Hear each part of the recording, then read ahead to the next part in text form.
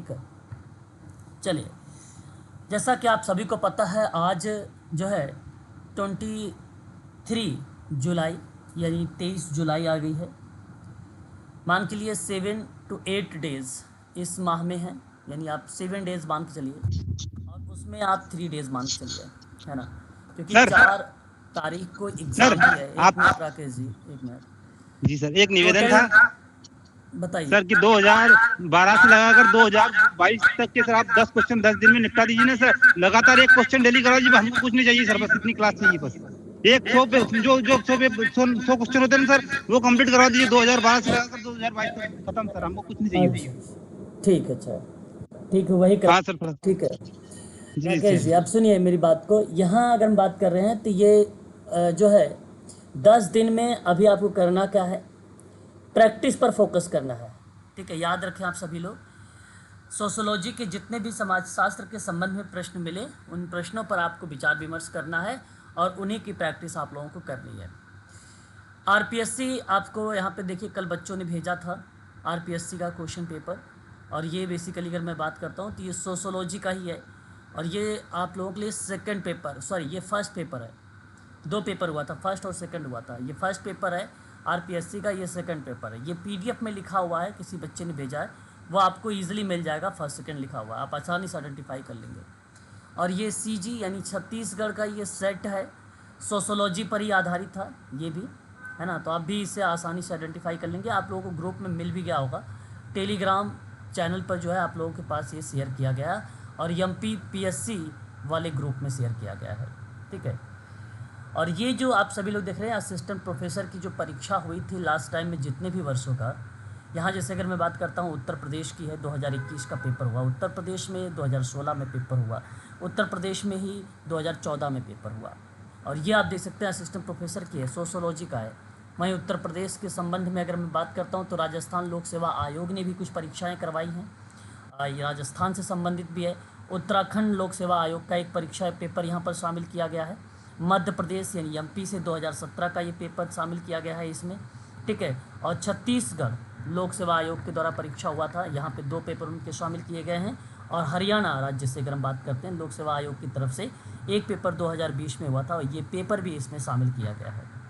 मैंने आपको पहले भी बता दिया है कि इस प्रश्न के जब भी आप प्रश्न देखेंगे तो ये देखिए आपके सामने उत्तर प्रदेश उच्चतर शिक्षा सेवा आयोग का असिस्टेंट प्रोफेसर परीक्षा है 2021 का। जिन बच्चों ने नहीं देखा एक बार देख लीजिए उसको, इसमें आपको व्याख्या मिल जाएगी, थोड़ा सा है ना, थोड़ा सा एक्सप्लेनेशन आपको यहाँ पर मिल जाएगा हर एक प्रश्न के पीछे।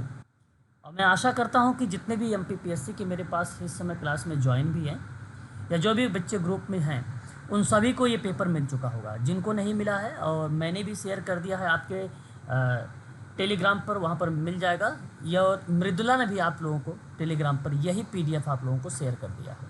ठीक है, तो आप वहाँ से भी जाके देख सकते हैं दोबारा से भी।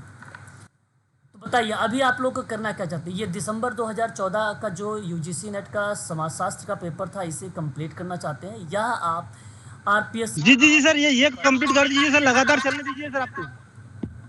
चलिए अच्छा ठीक है, तो फिर मैं जी सर। इसको पेपर जैसे ही आप लोगों का ये समाप्त होगा, इस पेपर के बाद आप लोग को RPSC जो भी आप लोग मुझे डिसाइड करेंगे, या CG सेट 2024 का जो भी आप कहेंगे, मैं उसे कंटिन्यू कर दूंगा कल की क्लास में। तो कोशिश करेंगे, यदि किसी बच्चे को किसी प्रश्न के पीछे तर्क समझ नहीं आएगा तो आप मुझे बताइएगा, मैं वहाँ पर एक्सप्लेनेशन दूंगा, अदरवाइज क्वेश्चन देन आंसर। ठीक रहेगा, थोड़ा सा तीव्र गति से होगा, जिस तरीके से राकेश जी ने अपने भाव व्यक्त किए हैं, जी सर। 100 क्वेश्चन किया जाए तो ये बेटर होता है, यही तरीका। यदि किसी प्रश्न के पीछे आपको तर्क समझ नहीं आता है या बात समझ नहीं आती है, कैसे क्या क्यों, तो आप जरूर पूछिएगा, मैं उस पर जरूर आप लोगों से विचार विमर्श करूँगा। तो क्वेश्चन नंबर 40 तक हम लोगों ने कर लिया है। इसकी कल की क्लास की वीडियोस भी मैंने आप लोगों को शेयर कर दिया है। शुरुआत करते हैं आज से क्वेश्चन नंबर जो है 41 से। निम्नलिखित में से कौन सा अनुसंधान अभिकल्प है जहां नगरीय मध्य वर्ग जनसंख्या के मताधिकार के व्यवहार के अध्ययन के लिए उपयुक्त होता है? वो अन्वेषणात्मक है, वर्णनात्मक है, प्रयोगात्मक, या उपयुक्त में से कोई नहीं।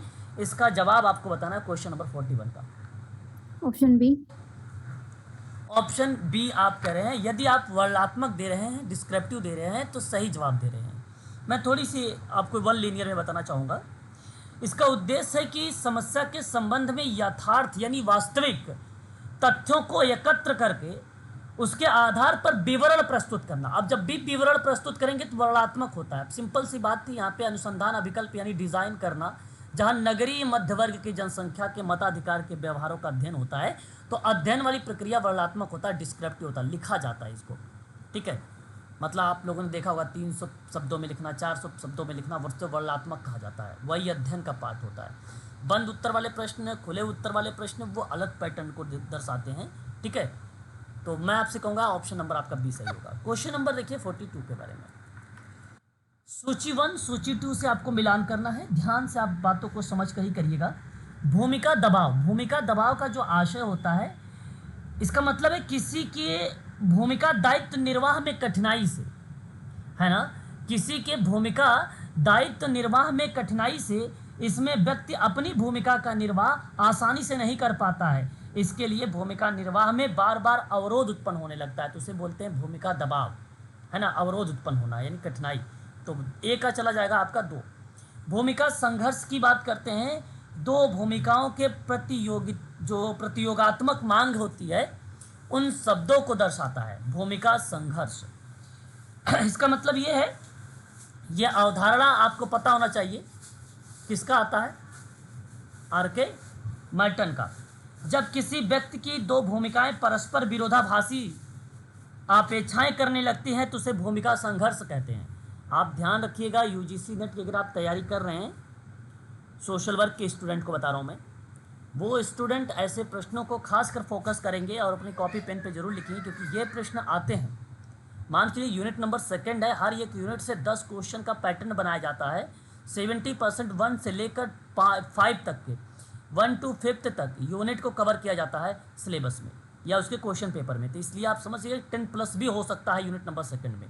तो ये सभी पॉइंट इंपॉर्टेंट रहेगा यूजीसी नेट सोशल वर्क के बच्चों के लिए। भूमिका संक्रमण की बात करते हैं, इसका मतलब है कि एक भूमिका के परिवर्तन में संक्रमण। ठीक है, इसमें एक समय विशेष में भूमिका का रूप से दूसरे रूप में परिवर्तित हो जाता है, तो उसको हम लोग बोलते हैं भूमिका संक्रमण। और एक होता है भूमिका समुच्चय। अब ये सिंपल शब्दों में लिखा भी है कि परस्पर संबद्ध भूमिकाओं का समूह जो मिलकर एक सामाजिक प्रतिष्ठा का निर्माण करते हैं। यह अवधारणा किसकी है पता है आपको, ये भी आर.के. मर्टन की है। किसकी है, आर.के. मर्टन की है। ठीक है, आपने बहुल भूमिकाओं में भिन्नता को पढ़ा होगा, वही प्रक्रिया यहाँ पर बेसिकली है। तो भूमिका समुच्चय से तात्पर्य क्या होता है पता है आपको, एक ही परिस्थिति में अनेक भूमिका का निर्वाह करना। समझ गए ना आप, क्लियर है, बताइए एक बार, स्पष्टीकरण करते रहिएगा तभी मुझे पता चलेगा कि आप समझ पा रहे हो। जी सर, है ना। ठीक है, ऑप्शन यहाँ पर चला जाएगा आपका 2 वाला, है ना। और दोबारा जब वीडियोस आप देखेंगे तो और आपको अच्छे से समझ में आ जाएगा ये शब्दों के मीनिंग को लेकर, है ना। आगे बढ़ेंगे। क्वेश्चन नंबर 43 में, निम्नलिखित में से कौन सा सामाजिक समावेशन का आवश्यक कंपोनेंट है यानी घटक है, और आवश्यक घटक के रूप में ना सामाजिक अधिकार उपलब्ध कराना है। भोजन उपलब्ध कराना ये आवश्यक समाज जो सोशल इंक्लूसिव पार्ट होता है या जो सोशल समावेशन पार्ट होता है वो शामिल नहीं है। सामाजिक अधिकार उपलब्ध कराना, जानते हैं आप लोग, सामाजिक अधिकार उपलब्ध कराना सामाजिक समावेशन का एक कंपोनेंट माना जाता है। यह समुदाय आधारित सेवाओं का समर्थन करने के लिए लक्ष्य रखा जाता है और सामाजिक मूल्यों और जीवन शैली की स्वीकृति और उसकी उपलब्धि के रूप में इसको परिभाषित भी किया जाता है। अतः आप विकल्प डी यानी 4th का चुनाव करें और ये ऑप्शन आपका सही जाएगा। ये कंपोनेंट है, आवास उपलब्ध कराना नहीं है, भोजन उपलब्ध कराना नहीं, रोजगार उपलब्ध कराना नहीं। केवल पार्ट को याद रखिए ये कि समुदाय आधारित सेवाओं और समर्थन के लिए लक्ष्य रखा गया है जो सामाजिक मूल्य और जीवन शैली की स्वीकृति और उपलब्धि के रूप में परिभाषित किया जाता है। ठीक है, तो उत्पादकता और स्वतंत्रता के रहन सहन के रूप में ना सामाजिक समावेशन अक्सर गहनता से परिभाषित किया जाता है या माना भी जाता है। तो जो गंभीर रूप से असमर्थ लोग हैं उनके लिए एक अनुचित है, तो वहाँ पर समुदाय आधारित गतिविधियों को संचालित किया, जिसको हम लोग बोलते हैं CBT, community based organisation, CBO कहा जाता है। CBT नहीं, CBO बोला जाता है। आगे बात करते हैं क्वेश्चन नंबर 44। क्वेश्चन नंबर 44 में क्या कहा गया, निम्न में से कौन से वर्ग सामाजिक स्तरीकरण के मूल प्रणालियाँ हैं। अगर आपने पढ़ा होगा दास्ता, जाति, वर्ग, जागीर, ये सभी शब्द जो आते हैं वो क्या पार्ट कहलाते हैं? आपके सामाजिक स्तरीकरण कहलाते हैं। तो सामाजिक स्तरीकरण के मूल प्रणालियाँ यही हैं। जो समूह है ना, उनके बीच एक निश्चित आधार होता है, उसी आधार पे प्रतिष्ठा, धन, शक्ति का असमान वितरण हो जाना। तो सामाजिक स्तरीकरण बेसिकली उच्चतर और निम्नतर सामाजिक इकाइयों के समाज में क्षैतिज विभाजन होता है। जब आपने हाई लेवल पर या निम्न वर्ग पर आपने डिवाइड कर दिया तो सामाजिक स्तरीकरण का पार्ट बन जाता है। और मूल प्रणालियाँ बेसिकली उसके अंतर्गत दास्ता हो गया, जाति हो गया, वर्ग हो गया, जागीर हो गया, इसके आधार पर डिवाइड किया जाता है। तो ऑप्शन नंबर आपका बी वाला यानी सेकंड वाला ऑप्शन आपका करेक्ट रहेगा। क्वेश्चन नंबर 45, जब कोई व्यक्ति अपने को एक ही समय में दो या उससे अधिक ऐसी भूमिका निभाता हुआ पाता है जो परस्पर विरोधी, परस्पर मतलब होता है रेसिप्रोकल विरोधी, मांगे करते हैं, तो इसका एग्जाम्पल क्या होगा? देखिए, जब कोई अपने को एक ही समय में दो या उससे अधिक, एक ही समय में, आपको हिस्ट्री भी पढ़नी है, सोशल वर्क भी पढ़ना है, सोशोलॉजी भी पढ़ना है, एक ही समय एक ही है, और उस कंडीशन में जो आपके मन में चल रहा है उसका क्या नाम है? उस भूमिका संघर्ष किसी बच्चे ने जवाब दिया है, बिल्कुल सही जवाब होगा आपका भूमिका संघर्ष होगा। ठीक है, ये भूमिका संघर्ष का उदाहरण है। क्या आप मुझे बता सकते हैं ये उदाहरण देने वाला विद्वान कौन है? आर.के. मर्टन। आर.के. मर्टन ये भी अवधारणा दिया और इसमें कहा कि जब किसी व्यक्ति की दो भूमिकाएं परस्पर विरोधाभासी अपेक्षाएं करने लगती हैं तो भूमिका संघर्ष की स्थिति बनती है वहां पर, और ये बात सत्य भी। ऑप्शन नंबर बी ही करेक्ट जवाब होगा। क्वेश्चन नंबर 46, प्रतिष्ठा अथवा सामाजिक सम्मान जो एक समुदाय के अंतर्गत व्यवसाय की विशेष स्थिति से जुड़ा हुआ। देखिए, अब यहाँ पे आप लोग देख रहे हैं ना, एक समुदाय परिस्थिति गमन सर, परिस्थिति गमन। ओके, तो मेरे कहने का आशा यहाँ पर अगर हम बात करते हैं तो ऐसे शब्दों को आप रिलेट करते हुए केस वर्क के अंतर्गत, ग्रुप वर्क के अंतर्गत और कम्युनिटी वर्क के अंतर्गत जरूर बात को बेस बना के समझने का प्रयास करिएगा। ये सोशल वर्क के भी क्वेश्चंस हैं इसमें। तो क्वेश्चन नंबर 46 में आपका जो जवाब होना चाहिए वो ऑप्शन नंबर 1 होना चाहिए, ना कि परिस्थिति गमन होना चाहिए। परिस्थिति अवस्थिति होनी चाहिए, समझने का प्रयास करिएगा। प्रतिष्ठा बेसिकली अगर हम कहते हैं प्रतिष्ठा अथवा सामाजिक सम्मान जो एक समुदाय के अंतर्गत व्यवसाय की विशेष स्थिति से जुड़ा होता है उसे स्टेटस अवस्थिति कहते हैं। स्टेटस मतलब परिस्थिति के नाम से ही जाना जाता है। किसी समुदाय की अवस्थिति को इंग्लिश में क्या बोलेंगे? बिल्कुल अभी बता रहे हैं, एक बार थोड़ा सा बने रहिए। यदि मैं आपसे यहाँ पे कहता हूँ कि किसी समुदाय के तहत प्रतिष्ठा अथवा सामाजिक सम्मान के वितरण परिस्थिति में तो उस संबंध और परिस्थिति विभाजन का आविर्भाव होता है। जो सबसे सामान्य अर्थ में अगर हम बात करते हैं तो वहाँ कहा जाता है कि एक व्यक्ति की परिस्थिति उसकी स्थिति या प्रतिष्ठा दूसरों की नज़रों में है। कहने का आशा है यहाँ पर अगर हम जब ऐसे शब्दों को रिलेट कराते हैं या उनके शब्दों में प्रस्तुत करते हैं तो वहाँ पर सामाजिक सम्मान और प्रतिष्ठा जैसे शब्द समुदाय के अंतर्गत शामिल हो जाता है और उन्हीं प्रक्रिया में शब्द जुड़ जाता है आप लोगों के लिए परिस्थिति अवस्थिति। देखिए, ये स्टेटस का ही पार्ट है। हम स्टेटस को ही रिलेट कराते हैं। जैसे कि किसी बच्चे ने कहा कि उसकी इंग्लिश देखने के लिए, तो जब उसकी अवस्थिति की बात करते हैं तो वहाँ पे सिचुएशंस आ जाता है, एक कंडीशंस आ जाती हैं। तो उस परिप्रेक्ष्य में सोशल जो है रिस्पेक्ट भी आप कह सकते हैं या सोशल ऑनर शब्द भी दर्शा सकते हैं, जहाँ सम्मान शब्द को रिप्रेजेंट किया जाता है। परिप्रेक्ष्य में कहा पर्टिकुलर पोजीशन पूछा, और particular position in an occupation within communities is known as, तो status situation is the right answer. Option number आपका जो जाएगा वो ए ही करेक्ट जवाब माना जाएगा। सॉरी, यहाँ पे हम लोग किसकी बात कर रहे थे? क्वेश्चन या 45 सर 46 होगा ना?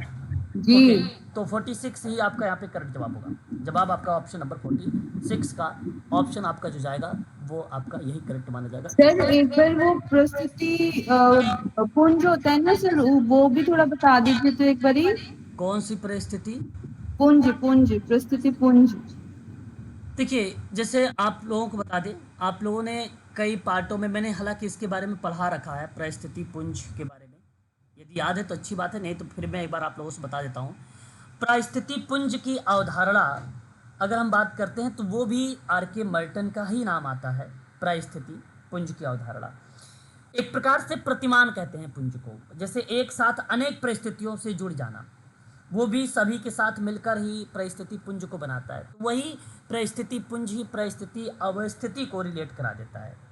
दोनों सिमिलर बातें हैं। एक व्यक्ति की सामाजिक स्थिति के परिणाम स्वरूप विभिन्न जो भूमिकाएं होती हैं, जो संबंधों का वर्णन होता है, वही परिस्थिति अवस्थिति कहलाती है, वही परिस्थिति पुंज का पार्ट भी कहलाता है। एग्जाम्पल के तौर पे परिवार में पिता की भूमिका निभाने वाला पुरुष बाहर की दैनिक वेतनभोगी होता है, परिवार में उसकी अहम रोल भी होता है। उन परिप्रेक्ष्य में भूमिका पुंज जैसे शब्द रिलेट कराया जाता है।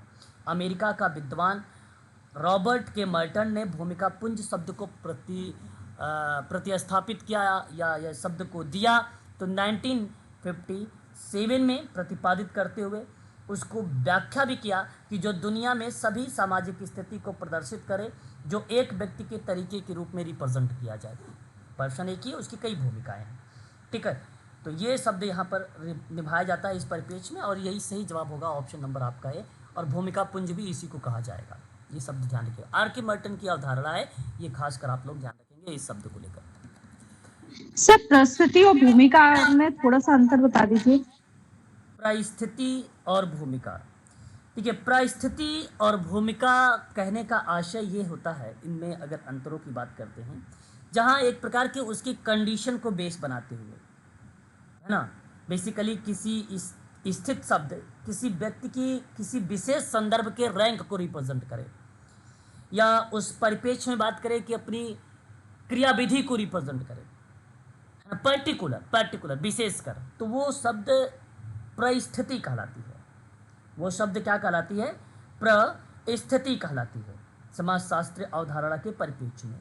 जबकि भूमिका सामाजिक मनोविज्ञान या विषय की एक प्रघटना होती है। प्रत्येक व्यक्ति की भूमिका दूसरे व्यक्ति से भिन्न होती है। तो रोल मॉडल होता है वो एक प्रकार का, जहां समूह और संगठन के विकास के साथ साथ उसके पदाधिकारी के जो कार्य हैं, जो दायित्व है, वो प्रस्तुत हो जाता है। तो वो रोल रिप्रेजेंट कर देता है। और विशेष किसी पर्टिकुलर कार्य को डिफाइन कर देना परिस्थिति को डिफाइन कर देता है। तो परिस्थिति अलग है, भूमिका अलग है। ये समाजशास्त्री शब्दों में मैंने आपको बताया है अभी, दोनों में अंतर। चलिए आगे बढ़े अगले प्रश्न पर, प्लीज बताइए। जी सर। अगला सवाल आपके सामने सूची 1 सूची 2 से है। लेखक प्लस के साथ साथ कृतियां मतलब पुस्तक, जैसे कि आप सबको भली भांति तरीके से पता है। किताब आपके सामने प्रस्तुत है, विद्वान का नाम P.L. बर्गर का नाम। सर आप बता सकते हैं P.L. बर्गर का नाम किस कॉन्सेप्ट को रिलेट कराता है प्लीज। सन 1963 की एक किताब थी और उस किताब का नाम था समाजशास्त्र का नियंत्रण। बता सकते हो कहाँ पर है? फोर्थ ऑप्शन से मिला रहा है, यानी फोर्थ पॉइंट को टच कर रहा है सेकंड सूची सेकंड से, और ये सही जवाब है। किताब कब? 1963। वर्ष अगर पता रहेगा तो आप आसानी से इन चीज़ों को कर पाएंगे। ये पता तब होता है जब किसी चीज़ को बार बार आप देखते हैं, बार बार आप रिपीट करते हैं, है ना। इस पेपर को अभी इसीलिए मैं कहता हूँ जब क्लास समाप्त हो तो एक बार ज़रूर देख लिया करो, है ना। इसी से ये तरीका है याद होने का, यही तरीका होता है। जे बावली का नाम बेसिक। अच्छा, इस किताब में बात क्या हुई है मैं आपको बताना चाहूँगा। समाजशास्त्र ऐसा मानववादी विषय है जो खुशहाल जगत के लिए मानवीय विश्व के प्रति लोगों के अधिकाधिक जागरूकता के लिए प्रोत्साहन करता है या मोटिवेट करता है। ये सब्जेक्ट उसी से रिलेटेड है। बात करते हैं जे बावली के बारे में। शिशु की देखभाल और प्रेम की वृद्धि को रिप्रेजेंट करते हैं। आशा करता हूँ कि इनके बारे में भी आप लोगों ने इस नाम सुना ही होगा। जे बावली का नाम सुना है या नहीं सुना है, पहले एक बार बताइएगा प्लीज़। सुना है। तो यदि आपने सुना है तो बहुत अच्छी बात है। यहाँ देखिए इनका एक कॉन्सेप्ट के रूप में भी रिप्रेजेंट होता है दैनिक जीवन के आत्म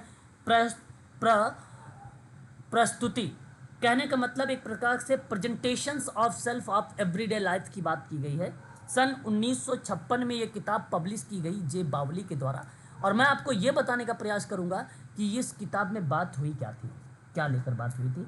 तो दैनिक जीवन के अंतर्गत अगर हम बात करते हैं, यहाँ पर इन्होंने सामाजिक जीवन के विश्लेषण करने में रंगमंच की उपमा का प्रयोग किया। और इसी उपमा का प्रयोग में मैं आपको बता दूं, एक नाम और आपको देखने को मिलेगा। जानते हैं किसका? इरविन गोफमैन का नाम सुना है जी सर वो है।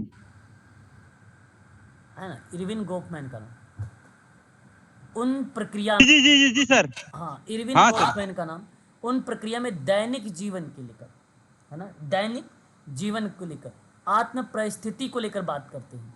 तो जो मेन रोल है इरविन का है ना, इरविन गोफमैन का है। और शिशु की देखभाल की बात अगर हम लोग करते हैं, ठीक है, जहां हम लोग child care and growth of love की बात करते हैं, तो जॉन बॉबली का नाम आता है। और जॉन बॉबली ने इस किताब को कब पब्लिश किया था? ये 1956 होगा। और ये आपका क्या वर्ष बनेगा? 1953 बनेगा। 1953 बनेगा। इस किताब में जानते हैं क्या था? इस किताब की प्रक्रिया में बात करते हैं तो एक प्रकार से बच्चों के स्वास्थ्य की बात की गई थी, हेल्थ की बात की गई थी। टोटली अगर मैं बात करता हूँ तो इस पर हेल्थ प्रोसेस लागू हुआ था बच्चों को लेकर। और अगर हम बात करते हैं यहाँ पर SM लिप्सेट का नाम, ठीक है, यानी सेम्योर मार्टिन लिप्सेट, और साथ ही साथ रिचर्ड बेनेडिक्स का नाम। 1959 में ये किताब औद्योगिकीकरण के प्रभाव में समाज के बदलते स्वरूप के विषय में चर्चा किया गया था। अतः आप इसको मैच करेंगे तो पहले का 4 गया, दूसरे का 3 है, तीसरे का 2 है, चौथे का 1 है। तो जिस ऑप्शन में 4, 3, 2, 1 ऑप्शन को मैच करेगा वही ऑप्शन आप करेक्ट कर दीजिएगा, जैसा कि ऑप्शन नंबर पहला आपका सही जा रहा है। क्वेश्चन नंबर नेक्स्ट बात करेंगे। अगले सवाल की तरफ जब रुख करेंगे तो अगला सवाल आपके सामने कुछ इस तरीके से प्रकट होगा। कहेगा कि निम्नलिखित में से कौन सा बंधु भावना, जिसको हम लोग बोलेंगे जेमेन सॉफ्ट की अवधारणा या संबंधों का उदाहरण नहीं है। आपने नाम सुना है गेमिन सॉफ्ट, गेसल सॉफ्ट के बारे में? जी सर। ये गेमिन सॉफ्ट है, आपको पता होना चाहिए। एफ टोनीस का नाम, किसका नाम? एफ टोनीस का नाम, फार्डी टोनीस का नाम। सन 1987 में, सन 1987 में ये अवधारणा रिप्रेजेंट हुई है एफ टोनीस के द्वारा। समुदाय को गेमिन सॉफ्ट सामुदायिक संबंध बताया था। गेमिन ये सामुदायिक संबंध है। क्या है? ये सामुदायिक संबंध कहा गया इसको, जिसके लिए अनिवार्य इच्छा का होना आवश्यक था, इच्छा का होना इसके लिए, है ना। तो ये गेमिन सॉफ्ट था। और गेमिन सॉफ्ट के बाद एक शब्द जर्मन के समाजशास्त्री टोनीज महोदय ने गेमिन सॉफ्ट भी दिया। क्या दिया? गेमिन सॉफ्ट भी दिया। गेमिन सॉफ्ट बेसिकली एक प्रकार से जो शब्द रिलेट होता था वो समुदाय को दर्शाता था। यही है गेमिन सॉफ्ट, जो गेमिन सॉफ्ट बताया जा रहा है। और एक गेसल सॉफ्ट था जो रिलेट कराया समाज, गेसल, है ना, गेसल सॉफ्ट। सर एक मैक्स वेबर का वर्ड शाफ्ट भी करके है, वो क्या है? क्या चीज है मैक्स वेबर का? वर्ड शाफ्ट करके दिया उन्होंने ब्यूरोक्रेसी में, नौकरशाही में। सॉफ्ट वाल्व है। नहीं, वर्ड सॉफ्ट, जैसे ये गेमिन सॉफ्ट है, गेसल सॉफ्ट है, ऐसे एक वर्ड शाफ्ट करके उन्होंने दिया है। वो ब्यूरोक्रेसी के अंतर्गत दिया, पर मुझे उसका जर्मन में मीनिंग समझ में नहीं आया, गूगल में भी नहीं मिला। अच्छा, क्या फिर से रिपीट करिए, क्या नाम था? WIRTSHAFT, word shaft. अच्छा, वर्ल्ड, WORLD, वर्ल्ड? नहीं, वर्ड मीन्स रेशनल, शायद ऐसा कुछ है। अच्छा, चलिए ठीक है, एक बार अगर आपको कहीं मिलता है हाँ, आप देख के थोड़ा सा मुझे बताइए इस क्वेश्चन का, तो बताइए। जी जी। सॉफ्ट वाल्व के बारे में मैंने सुना है, मैंने पढ़ाया भी है। ये जो हाँ, वो तो सर बताया है। तो ये मुझे अगर आप जी बताएंगे तो एक बार मैं स्पष्टीकरण कर पाऊंगा। तो ये पूछा कि जी उदाहरण कौन सा नहीं है इस प्रश्न में, क्वेश्चन नंबर 48 में। तो उपयोगिता डी है उपयोगितावादी जो एक शब्द है, ये बेसिकली इसका एग्जाम्पल नहीं था। बाकी व्यक्तिवादी हो गया और अनौपचारिकता हो गया, भावनात्मक हो गया। ये आप मेरी वीडियो देख लीजिएगा आप सभी लोग, है ना, जहाँ पे टोनीज के द्वारा सामुदायिक और संघ के बारे में अंतर को बताया गया था। तो प्लीज़ आप लोग उस वीडियो में देखेंगे तो आपको आसानी से वो चीज़ें, अंतर जो भी है वो आप आसानी से कर लेंगे। ठीक है, फिलहाल आगे बढ़ेंगे और अगले सवाल की तरफ देखेंगे 49 में। तो आपको मिलेगा अभिकथन और कारण करके। देखिए अभी अभी हम लोगों ने हाल ही में यूजीसी नेट की 7 to 8 वाली क्लास का मैं आपको लिंक भी दे रहा हूँ। देखिए ऐसे कुछ क्वेश्चन मिल जाते हैं, मैंने पढ़ाया था उसमें मिड डे मील में, और वो भी पारदर्शिता एक शब्द था, नोट भी करवाया था। तो जवाब देखिएगा, मध्यावधि भोजन कार्यक्रम मिड डे मील प्रोग्राम से जुड़े व्यक्तियों को पारदर्शिता और उत्तरदायित्व ही इसे भ्रष्टाचार मुक्त बनाना या बना सकता है।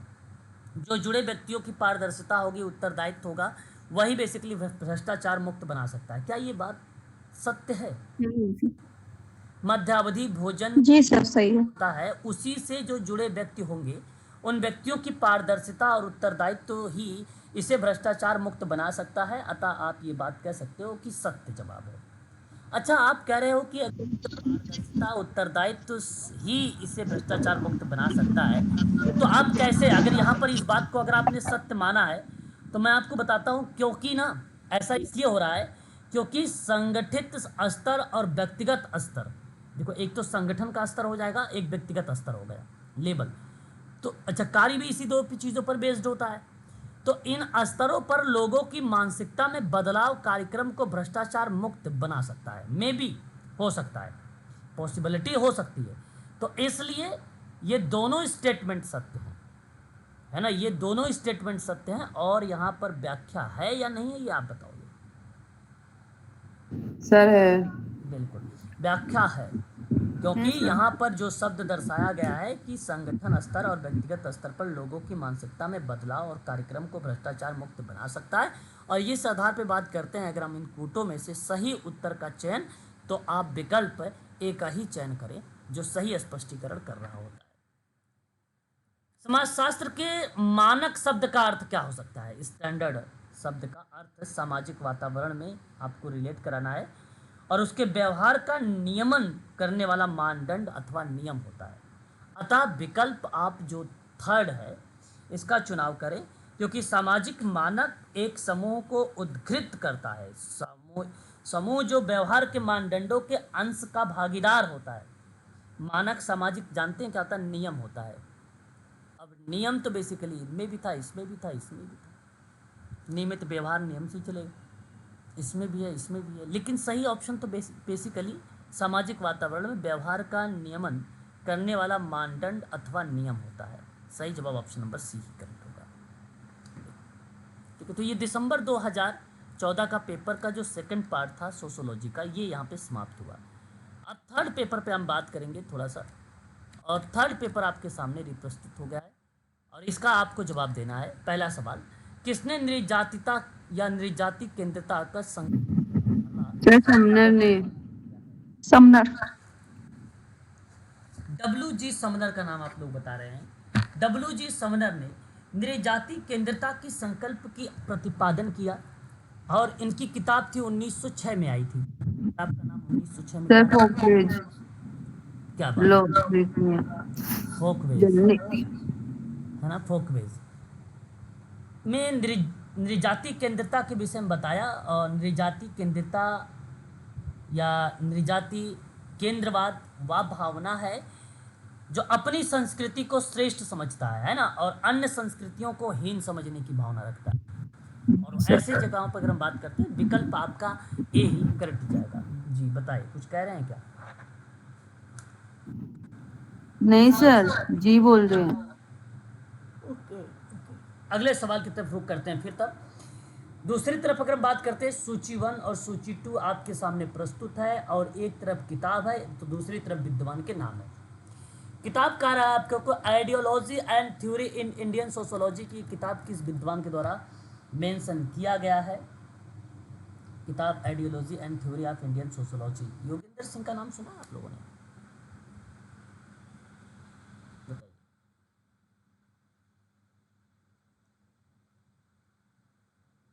आवाज क्लियर है?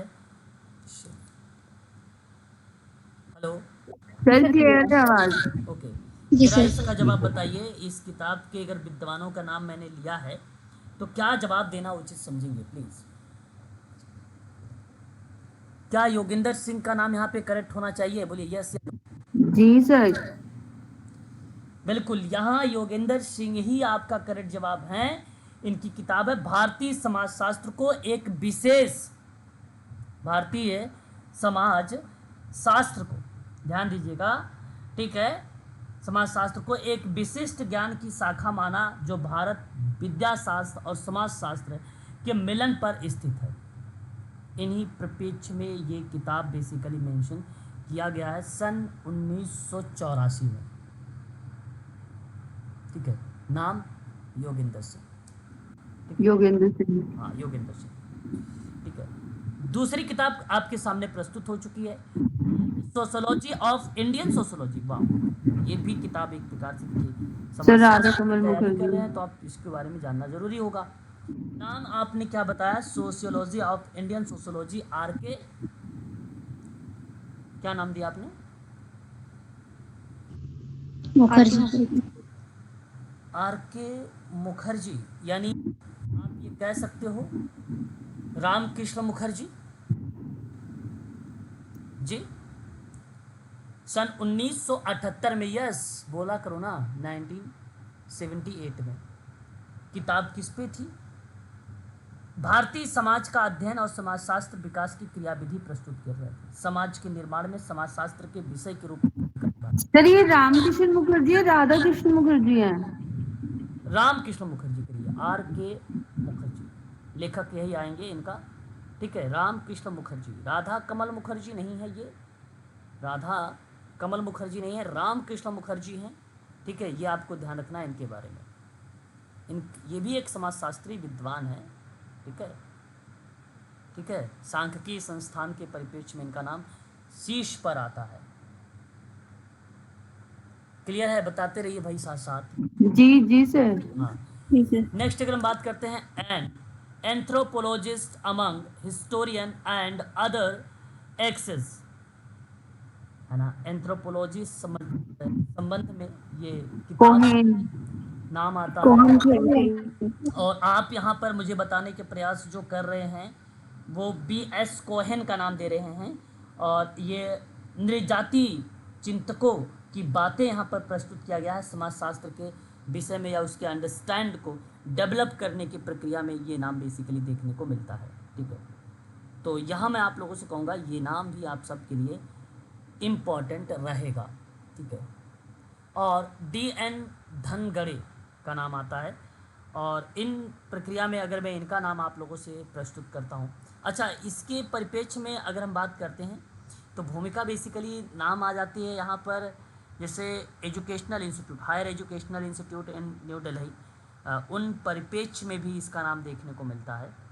और प्लस में आप एंथ्रोपोलॉजी का नाम यहाँ पर अगर रिप्रेजेंट हुआ है तो आप नाम भी BS कोहन का नाम लगा सकते हैं, ठीक है। BS कोहन का नाम लगा सकते हैं, नो डाउट। इसके वर्षों में थोड़ा सा लेकर मतभेद है, इसलिए वर्ष मैं यहाँ पर आप लोगों से चर्चा नहीं करूँगा वर्षों में। DN धनखड़े की बात करते हैं अगर हम लोग, तो themes and perspective Indian sociology की बात किया है।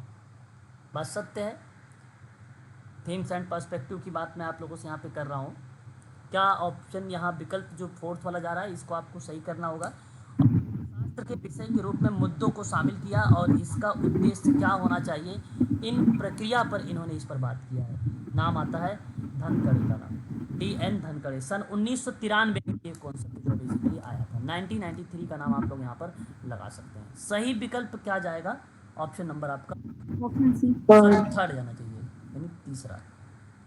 भारत में अगर हम बात करते हैं, भारत में शिक्षा के निजीकरण के कारण निम्नलिखित विशेषताओं में क्या उभर कर सामने आया है? क्या उभर कर सामने आया है? तो ग्राम स्तर की निजी विद्यालय का खुलना हो गया, ये सामने आ गया हमारे। और उसके बाद बाजार अनुसंधान को सामने लाना है, ये भी आ गया आपके। और उसके बाद शैक्षिक संस्थानों में तेजी से वृद्धि करना, ये भी आ गया। गरीब छात्र 1 2 3 के प्रावधान को लेकर ये शामिल नहीं किया गया है। तो 1 2 3 आपका जो जा रहा है वो तीसरा वाला ऑप्शन आपका सही हो जाएगा। मिशेल फूको एक विद्वान है, समाजशास्त्री हैं, आपके सिलेबस में नाम भी लिखा हुआ है। इसमें कहा गया कि प्रविधि के मूल निम्नलिखित में से कौन से विचारक रहे हैं। क्वेश्चन नंबर आपके सामने ये है और जवाब आपको बताना है, क्या आप बताना उचित समझेंगे। Michel micro politics of power, जी, micro politics of micro politics of power, ये गलत जवाब है। क्या नाम है राकेश जी। यहाँ अगर मैं आपसे बात कर रहा हूँ, मिशेल फूको एक विद्वान है, समाजशास्त्री के, जहाँ भूमिका हम लोगों को देखने को मिलती है, कह सकते हो आपकी जीनोलॉजी ऑफ पावर का नाम। ठीक है, ये आपका ऑप्शन जो जाएगा, आपका यहाँ पर पहला वाला पॉइंट जो कूट हो जा रहा है, ये आपका करेक्ट माना जाएगा। सर ये आपसे बात करता हूँ, थोड़ा सा बता दीजिएगा। बिल्कुल बिल्कुल बिल्कुल बिल्कुल, पहले सुन तो लिया करो आप लोग। फिर अगर हम बात करते हैं यहाँ पर, तो एक नाम हमारे सामने आ जाता है आर्कियोलॉजी ऑफ नॉलेज, ये आपका सही चला जाएगा। पहला तीसरा किसी ऑप्शन में है भी नहीं है, अच्छा है थर्ड वाले में। अब देखिए मिशेल फूको की प्रविधि में मूल में से genealogy of power and archaeology of knowledge के विचार थे। जीनोलॉजी ऑफ पावर का माध्यम से वंशावली के आधार पर जो ज्ञान प्राप्त होता है, वंशावली के आधार पर ज्ञान का हस्तांतरण होता है, उसी परिप्रेक्ष्य में नाम दिया गया जीनोलॉजी ऑफ पावर। वहीं आर्कियोलॉजी ऑफ पावर, ये पुरातत्व, पुरातत्व का मतलब आप समझ ही रहे होंगे, हिस्ट्री को रिलेट करवा दिया गया है। पुरातत्व स्थानीय तर्क मूलकता का विश्लेषण करता है और पुरातात्विक ज्ञान के आधार पर नए ज्ञान का जो सृजन होता है, उसी को हम लोग बोलते हैं आर्कियोलॉजी ऑफ नॉलेज। ये दो बातें हैं, जो एक शब्द रिलेट कराता है पुरातात्विक और एक शब्द रिलेट कराता है वंशावली। तीन दोनों, वंशावली तो जीनियोलॉजी पर है और अगर पुरातात्विक की बात करेंगे तो वो आर्कियोलॉजी पर है। सही जवाब बेसिकली थर्ड है, ये शब्द मिशेल फूको महोदय का है, याद रखिएगा।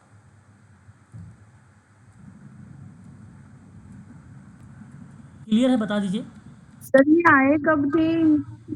ये कॉन्सेप्ट है सर, बुक है? नहीं, ये जी सर। बेसिकली अगर मैं बात करूँ, ये मेथड्स हैं, एक आप ये कह लीजिए कि विधियाँ हैं मिशेल फूको की। ये क्या हैं? विधियाँ हैं। इन विधियों के रूप में इनका नाम बेसिकली रिलेट कराया जाता है।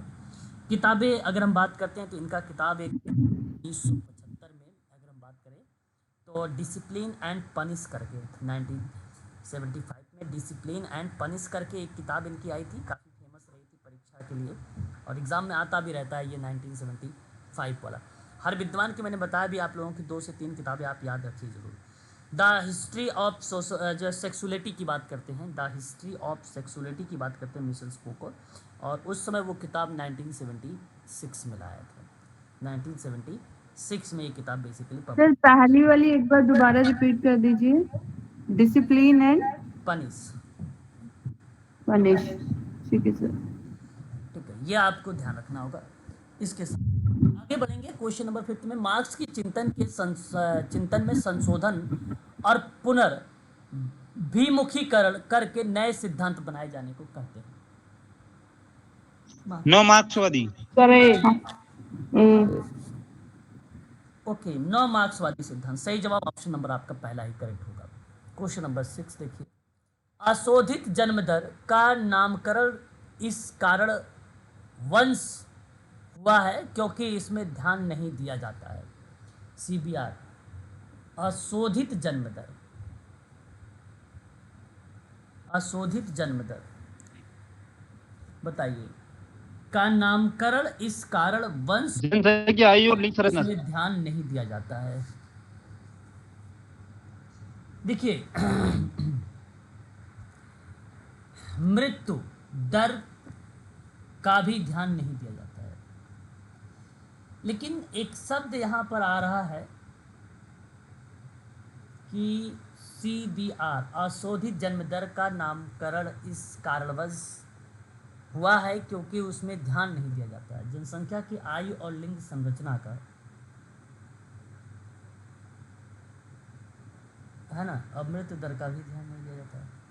लेकिन यहाँ पर मेरे हिसाब से तो भी यार ऑप्शन बी भी होना चाहिए, है ना,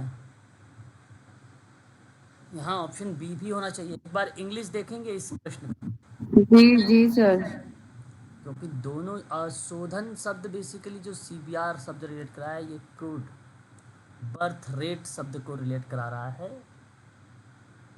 और यहाँ कहा जा रहा है कि अशोधित जन्म दर का नामकरण इस कारणवश हुआ है क्योंकि इसमें ध्यान नहीं दिया जाता है, और ध्यान नहीं दिया जाता है तो age and sex compositions and population वाला शब्द आपका यहाँ पे करेक्ट होना चाहिए।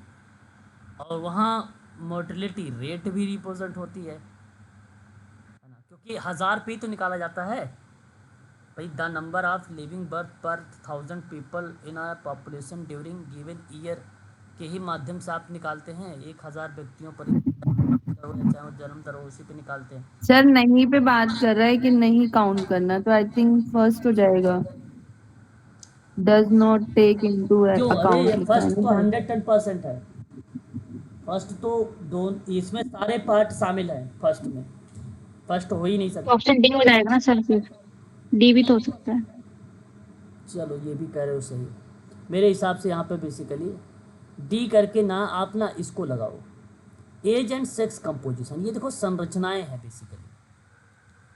आयु और लिंग के आधार पर या उसकी संरचना के आधार पर जनसंख्या की कोई भूमिका यहाँ पर नहीं होती है ना, कोई भूमिका नहीं। देखिए पहले तो आपको जानना पड़ेगा कि CBR होता क्या है, ये समझ लीजिए। आपका सी ऑप्शन सही होगा, सही है ये सी ऑप्शन। देखिए मेरे कहने का आशा है इसके अंतर्गत अगर मैं आपसे बात करता हूँ तो ज़रा ध्यान से समझने का प्रयास करिएगा आप सभी लोग। यहाँ आप लोगों से जो दिया गया सवाल है ये एक सिस्टम है। अगर हम बात करते हैं आप लोगों से तो ये एक आपके लिए जो बेसिकली ये क्या एक सिस्टम है, और इन सिस्टम के अंतर्गत जो चीज़ें शामिल की गई हैं वो आपका शामिल जनसंख्या की आयु और लिंग की संरचना पर बेस नहीं होता है। समझिए क्रूड जन्म दर की परिभाषा बेसिकली अगर हम बात करते हैं तो वो दर्शाता नहीं, वो बेसिकली एक भौगोलिक क्षेत्र की आबादी और जीवित जन्मों की संख्या को दर्शाती है। तो जीवित जन्मों की संख्या हो जाए या मृत्यु संख्या हो जाए, उन परिप्रेक्ष्य में हम ऐसे संख्याओं को निकालते हैं। अशोधित जन्म दर है ना, अशोधित जन्म दर भौगोलिक क्षेत्र की आबादी में जो जीवित जन्म संख्या होती है उसको दर्शाते हैं। तो कहने का आशय यहाँ पर अगर हम बात करते हैं जनसांख्यिकी जो संक्रमण शब्द है वो तो इन्वॉल्व हो जाएगा, क्योंकि जन्म दर मृत्यु दर दोनों में इन सब जी सर, सी नहीं होगा। इन्वॉल्व है ही है। फिर जनसंख्या की आयु और लिंग की संरचना को ये रिलेट नहीं कराएगा। ये बेसिकली एक पार्ट बना रहा है, एक स्ट्रक्चर, एक ढांचा बना रहा है इसके अंतर्गत, है ना। तो ये कहने का आशा है ऑप्शन नंबर जो जाएगा वो तीसरा वाला सही होगा। एथनिक प्लूरलिटी इन इंडिया पुस्तक है ये। इस पुस्तक के लेखक का नाम बताना है।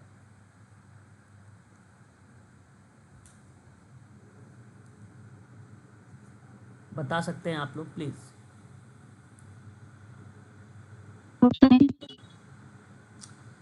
ओके, ऑप्शन आप बता रहे हैं अगर हम बात कर रहे हैं तो आप लोगों से। वीर स्ट्रीट। देखिए यहाँ सही जवाब जाएगा सेमर हॉर्न का नाम। किसका नाम जाएगा यहाँ पे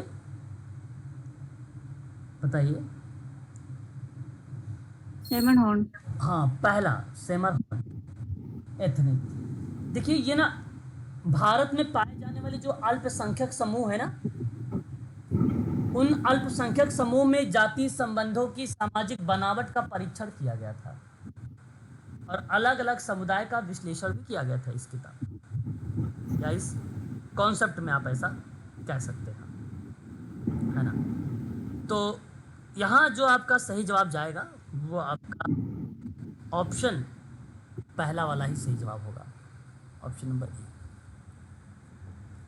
आगे बात करते हैं क्वेश्चन नंबर में कि व्यवहारिक तार्किकता, सैद्धांतिक तार्किकता, मौलिक तार्किकता और औपचारिक तार्किकता किसको रिलेट कराएगी? व्यवहारिक तो बेसिकली इजी है, जहां बेसिकली संबंध व्यक्ति के व्यवहार को रिलेट कराए, है ना। क्या जाना चाहिए यहाँ पर?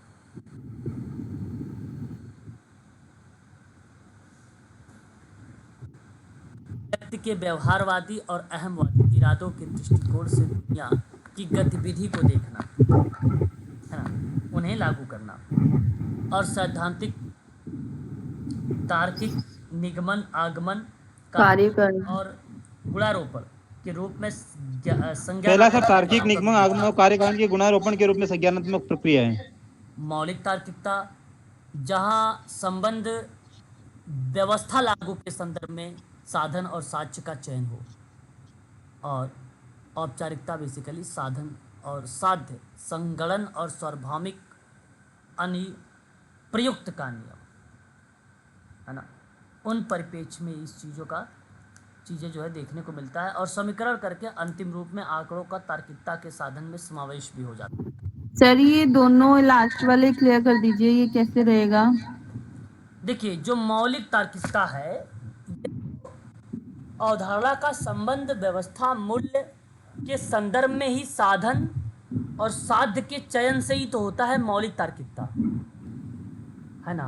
और जो औपचारिक तार्किकता होता है, इसका संबंध साधन और साध्य, संगणन, गणन मतलब कंप्यूट, गणना से, और सार्वभौमिक अनुप्रयुक्त नियम, जहाँ पे इम्प्लीमेंट आपका नियम है, सारणीकरण करके उसका अंतिम रूप से आंकड़ों को तार्किकता के साधनों में समावेश कर दिया जाए।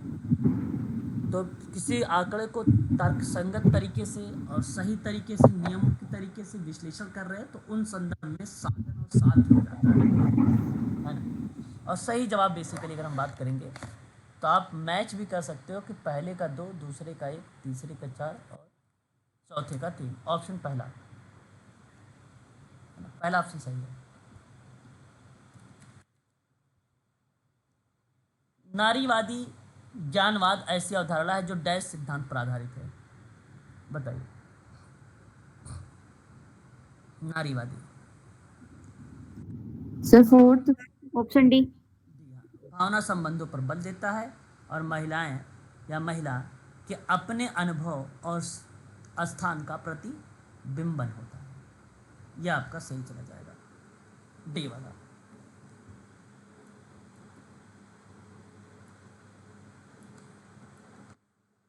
रिहा किए गए कैदियों के सफल पुनर्वास के लिए कौन सा प्रासंगिक नहीं हुआ या प्रासंगिक नहीं है?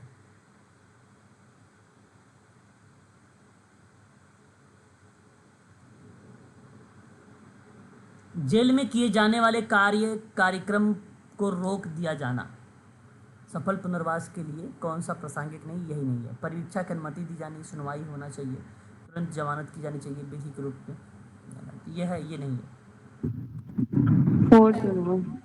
संस्कृतिकरण की अवधारणा प्रभु जाति की अवधारणा को शामिल करती है। श्रीनिवास, नाम बताइए ऑप्शन का।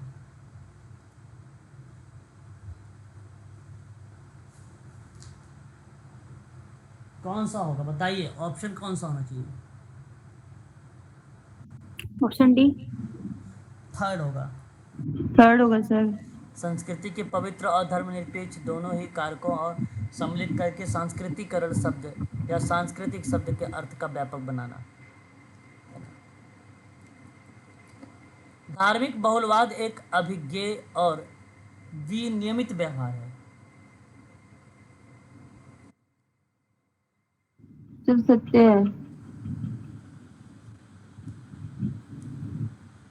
ओके, आप यहाँ पे कह रहे हैं कि ये पॉइंट आपका सत्य है, ठीक है। तो दूसरा बताइए, यह विशेष वर्ग लोगों के संबंध और कतिपय चित्र, प्रतीक, अनुष्ठान और मिथ्यों के मध्य से व्यक्त होता है। सर ये भी सत्य है। सत्य सर। तो जरा बताइए, व्याख्या भी है। जी, व्याख्या है। सही जवाब आपका ऑप्शन पहला चला जाएगा, ठीक है। किसने यह तर्क दिया है कि भारतीय समाज में परिवर्तन का अध्ययन भी इसकी गहन परंपरा के अध्ययन द्वारा किया जाना चाहिए? डीपी मुखर्जी। झुग्गियों में मुख्यतः निवास करते हैं, बताइए कौन कौन से क्षेत्र हैं? 2 और 3। असंगठित। डी।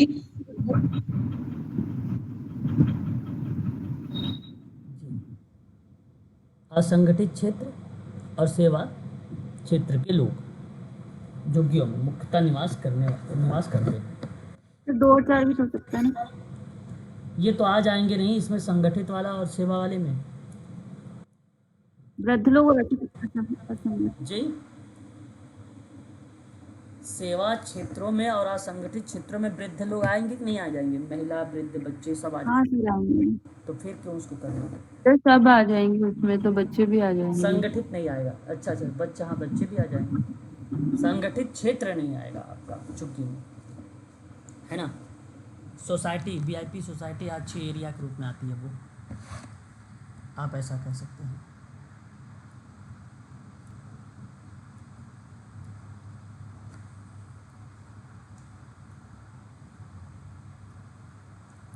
बांध और खान जैसी बृहद परियोजना का सीमांत लोगों द्वारा विरोध किया जाता है क्योंकि पुनर्वास कार्यक्रमों की योजना यथार्थवादी नहीं होती है। सर सत्य है। बिल्कुल सत्य बात। जी सर सत्य है। कार्यक्रमों में केवल भूमि का मुआवजा शामिल होता है जो आंशिक है। ये भी सत्य है सर, और व्याख्या भी हो रही है सर इसकी। जी सर। अच्छा, फिर मुआवजा के साथ पुनर्वास भी तो होता है। ऑप्शन केवल है ना सर, केवल कैसे? डी। बिल्कुल डी सही जवाब है। डी ऑप्शन सही है। किस पुस्तक के प्रकाशन में 50 साल या वर्ष पूरे हुए जिसने भारत में परंपरा और आधुनिकीकरण के अध्ययन में अपने योगदान के कारण इन वर्षों का दौरान एक शास्त्रीय पुस्तक का दर्जा प्राप्त किया?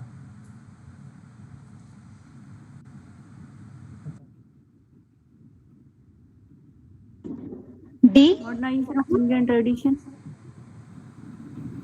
Village India. Social change in modern India sir. Modernisations of Indian tradition 2013 में पूरा हुआ था ना ये, है ना। 2013 में किसकी किताब है ये? योगेंद्र सिंह। योगेंद्र श्रीनिवासन का है।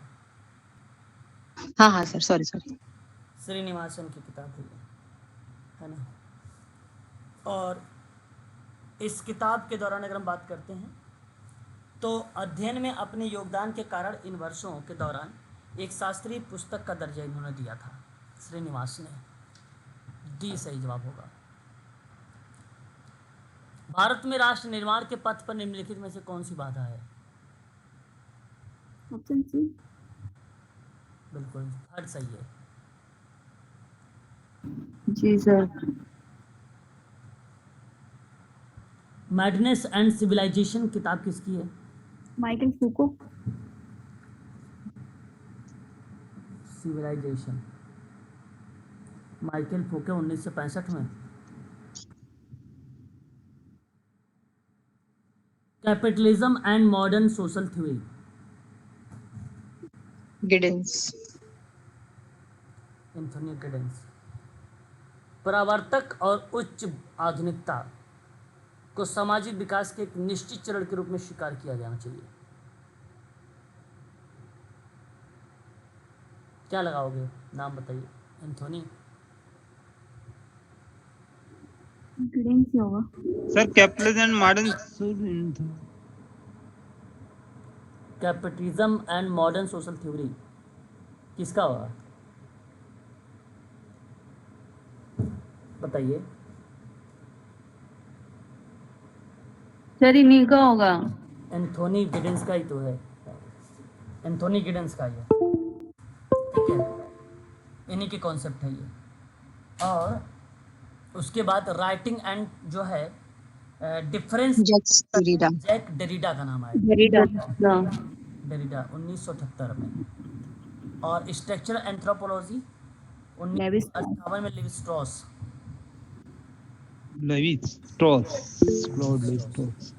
संस्कृति एक मानसिक रचना है, इसी ने कहा है। जवाब बता सकते हैं, ऑप्शन का चुनाव भी कर सकते हैं आप। विकल्प 3 थर्ड। निम्न में से बताइए किसने हर्शल के घटना विज्ञान के दृष्टिकोण के आलोचनात्मक अल्फ्रेड सूटर प्रस्तुत किया है? सर अल्फ्रेड सूज। सूटर ने किया सर। बिल्कुल पहला सही है। जनसंख्या सूची में पॉपुलेशन पिरामिड का मूल रूप से समझते हैं, बताइए। 20 आकाशीय वितरण, बी जनसंख्या की दर, जनसंख्या की दर। ओके। और जनसांख्यिकी दर, दी गई जनसंख्या में आयु लिंग की संरचना होगी, है ना? कौन सा जाएगा ये? आवाज क्लियर है?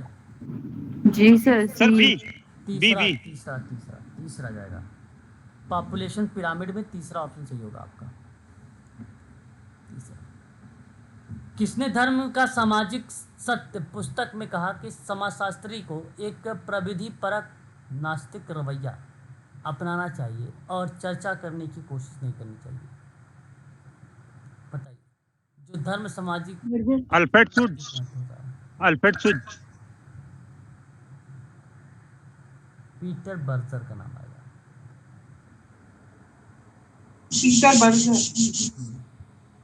पीटर बर्जर पहला सही जवाब है। इन्होंने कब आई थी ये? सोशल, ये आपके आए थे सोशल रियलिटी ऑफ रिलीजन्स करके 1969 में, 1969। ठीक है। भारत में समाजशास्त्र के अभ्युदय के सामाजिक पृष्ठभूमि का पता लगाइए। भारत में सामाजिक विचार का विरासत, ब्रिटिश शासन का आगमन और भारत के सामाजिक आर्थिक स्थिति।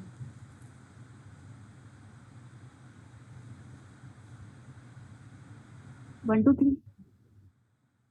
और औद्योगिक क्रांति थोड़ी ना है इसमें। भारतीय समाज में पश्चिमी समझ के बारे में भारतीय मनीषा की बौद्धिक प्रक्रिया। सर ए। हाँ, आपका ए सही है। वैज्ञानिक ज्ञान के किस रूप की पहचान करें? हैबरमास के बारे में कार्य बताइए जरा। 1 2 3। बिल्कुल सही। अनुपरक, शब्दार्थ, अनु और आपका आलोचना। 1 2 3 सर। हाँ, पहला सही है। भारतीय गांव में इस कारण से अपनी आत्मनिर्भरता खो देती है।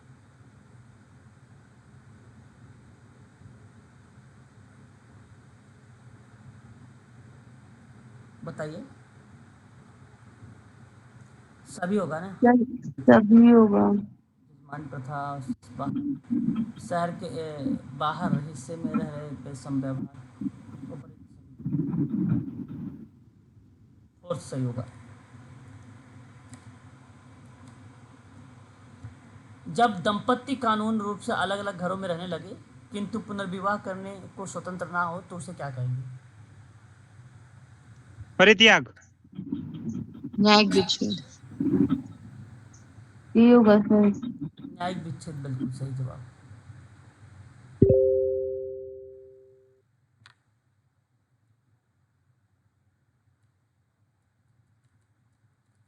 किसने कहा है कि ग्रामीण समाज में विभाजन का कारण और जमीन है?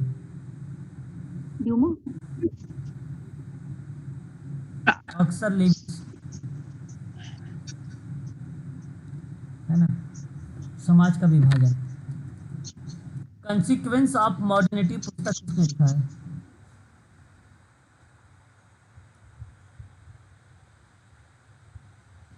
A.R. देसाई। जे डेरिडा, है ना? जे डेरिडा। 18वीं सदी में बेसिकली इसकी शुरुआत हुई थी। औद्योगिक क्रांति के बाद से आया था ये। बहुराष्ट्रीय नियमों और सूचना प्रौद्योगिकी उद्योग के विकास के कारण भारत में निम्न में से किस प्रकार के परिवार का उदय हुआ है? एकल। सर एकल परिवार, दो नगरी परिवार। दो नगरीय परिवार क्या होता है सर? देखो, बहुराष्ट्रीय नियम और सूचना प्रौद्योगिकी उद्योग के विकास के कारण भारत में निम्न में से किस प्रकार के परिवार का उदय हुआ था?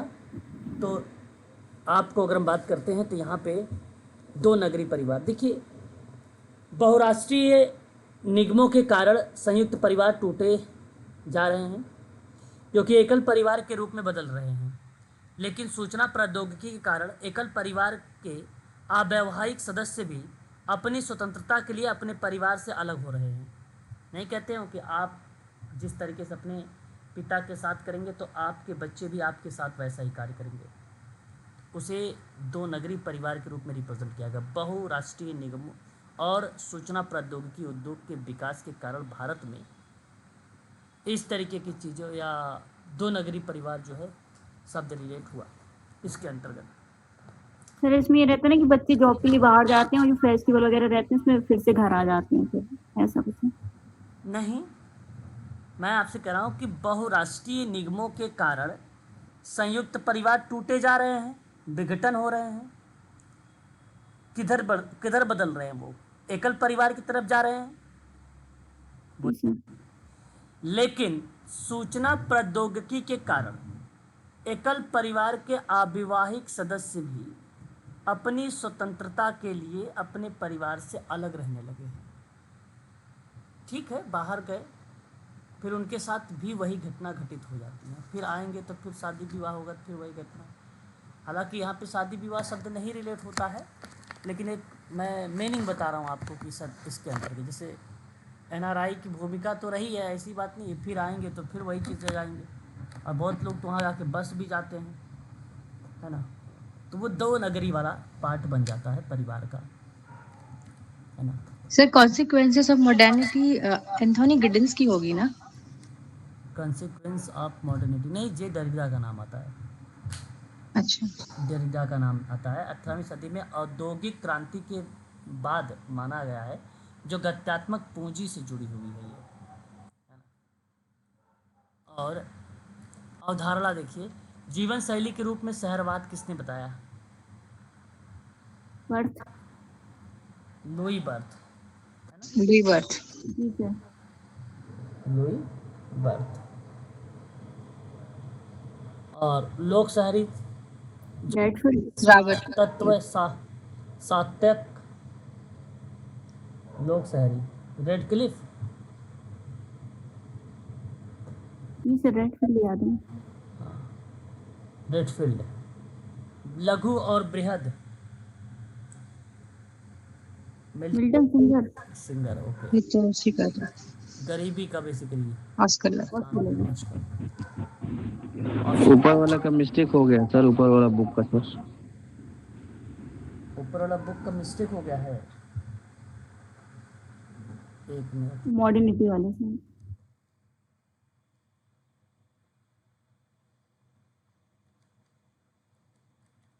क्या इसमें क्या मिस्टेक हुआ है?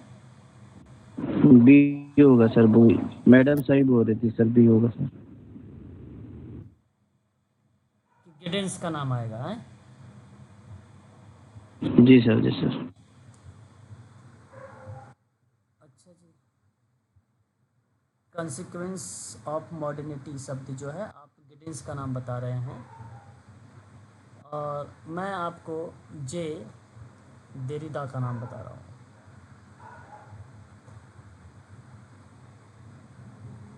जे डेरिडा।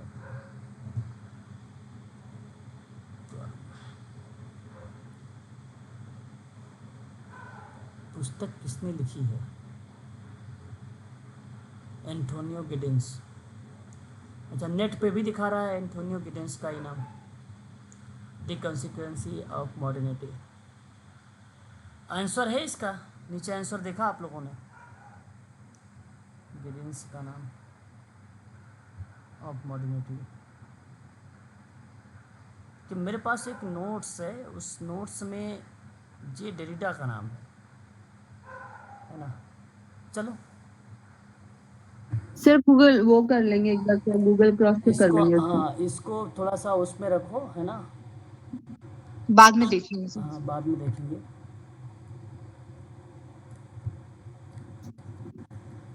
थर्टी नंबर का सवाल यहाँ तो ये लगा दिया आप लोगों ने ना सही। ऑप्शन बता दीजिए कौन सा गया है 29 में। पहला 30 वाला देखिए, भारतीय शिक्षा नीति को अपने नागरिकों की गुणवत्ता युक्त शिक्षा प्रदान करने की चुनौती को पूरा करने का प्रयत्न करना चाहिए। सही बात है, बताइए। यस, कंप्लीट करना चाहिए भाई, सही जवाब है। भारतीय शिक्षा में नागरिकों की चुनौतियों के लिए पूरा करने के प्रयत्न करना चाहिए, हो भी रहा है। और शिक्षा की गुणवत्ता के लिए भूमंडलीकरण की चुनौतियों का सामना करने में सक्षम बनाती है, ये भी बात सही है। और इसकी सही स्पष्टीकरण भी हो रहा है, इसलिए ऑप्शन नंबर सेकंड आपका सही होगा। ठीक है, और उसके बाद विकास में महिलाएं भागीदारी विकास कार्यक्रम की पुनर्संरचना से रिलेट करेंगी। तो आप विकास कार्यक्रमों का पुनर्संरचना रिलेट कराएं। महिला और विकास, उद्देश्य क्या है? वैकल्पिक विकास को प्रोत्साहन देना है ना। 2001 में बेसिकली सशक्तिकरण के रूप में मनाया भी गया था उस प्रक्रिया को। तो आपका ये बन जाएगा वैकल्पिक विकास। लिंग और विकास, महिला मुक्ति है ना, जहां अधिकारों के प्राप्त कर सकें, उपयोग कर सकें, भेदभाव, शोषण और उत्पीड़न प्रभुत्व बंधनों से मुक्त हो सकें।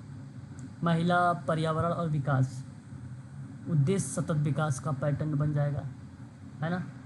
सही विकल्प क्या जा रहा है यहाँ पे? दूसरा जा रहा है, सेकंड वाला। समाजशास्त्र के अंतर्गत उस सैद्धांतिक और विशेषीकृत दृष्टिकोण की शुरुआत किसने की जो यथार्थ बोध के निर्माण में लागू और सामाजिक सक्षमता और प्रणालियों को स्पष्ट करता है? एच गॉर्फिकेल का नाम आएगा।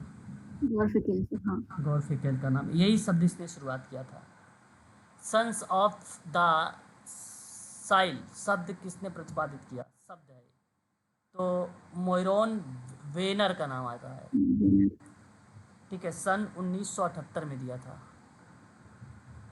ठीक है, सन्स ऑफ द मॉइल भारतीय राज्य के क्षेत्रीय निर्जातीय प्रवास और जहाँ पे उत्पन्न संघर्ष का प्रकाश डाला जा रहा था।